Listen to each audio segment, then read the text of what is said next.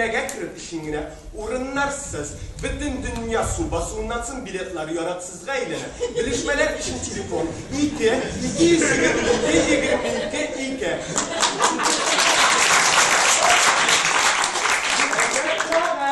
Saat 8'de kıyma yanında.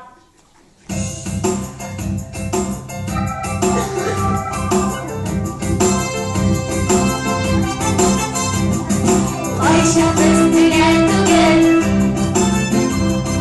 dik tükenmeyen bugün. Söz bireriz bilirge, söz bireriz bilirge, küymegen aksiyizge.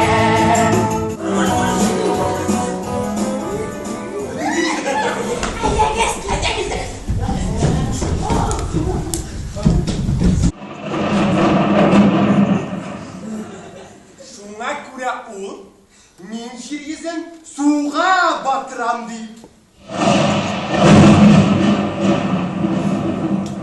Dağlar, dengizler yarılarından çıkacak.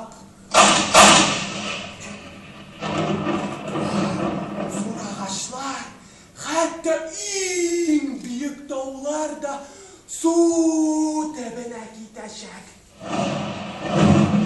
Kıskası yer şarın su basacak.